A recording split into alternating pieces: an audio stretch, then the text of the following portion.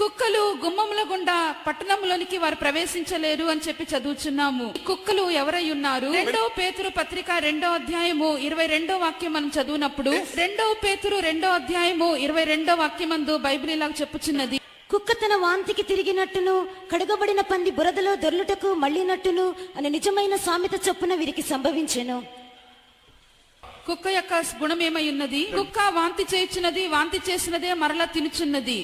మనలో కొంతమంది ఇటువంటి స్థితిలోనే కనబడుచున్నారు. పాపములన్నీ కూడా ఒప్పుకొనిన తర్వాత, పాప క్షమాపణ పొందిన తర్వాత మరలా కూడా వారు పాపమును చేసెదరు. ఏ పాపములు వారు చేసి ఉన్నారు, వారు ఒప్పుకొని ఉన్నారో మరలా కూడా వాటిని చేయుచున్న వారై ఉన్నారు. బైబిల్ ప్రకారముగా అట్టి జనులను కుక్కలు అని చెప్పి పిలుచున్నది.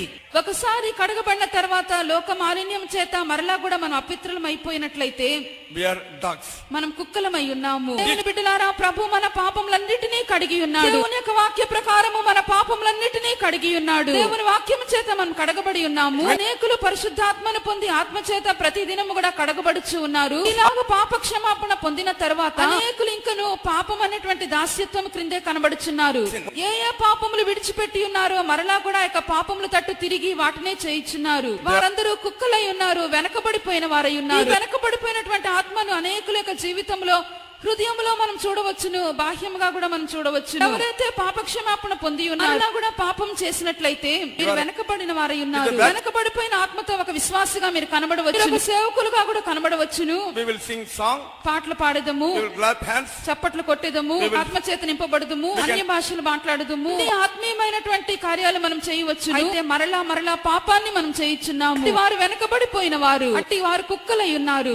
అట్టి వారు దేవుని యొక్క రాజ్యంలోనికి ప్రవేశింపలేరు. వారు గుమ్మమునకు బయటనే ఉందురు. యేసు ప్రభు వచ్చినప్పుడు వారందరూ కూడా దేవుని రాజ్యం యొక్క గుమ్మం వరకు వారు వెళ్ళెదరు. ముత్యపు గుమ్మములను మనం చూడవచ్చును గాని దాని లోపలికి మనం ప్రవేశింపలేము. వారు గుమ్మమునకు బయటే ఉందురు. పాప క్షమాపణ అనుభవమును పొందిన తర్వాత, సారి మీరు కడగబడిన తర్వాత మరలా లోకం యొక్క మాలిన్యముతో ఏదైనా మీరు అపవిత్రపరచుకున్నట్లయితే నువ్వు వెనకబడిపోయిన వాడివి, ఒక కుక్క వంటి వాడివి. మనుషుడు ముత్యపు గుమ్మముల ద్వారా దేవుని యొక్క రాజ్యంలోనికి ప్రవేశింపలేడు. మనం బైబిల్లో కొందరు వెనకబడిపోయిన వారిని గురించి చదువు. ఈ యొక్క వెనకబడిపోయిన వారు దేవుని యొక్క రాజ్యానికి వారు వెలుపటనే ఉందురు. వారు వెలుపటి చీకటిలోనికి వారు వెళ్లిపోవుదురు. అక్కడ ఏడ్పును, పండ్లు కొరుకుటూ అన్నటువంటి అనుభవం ఉండును.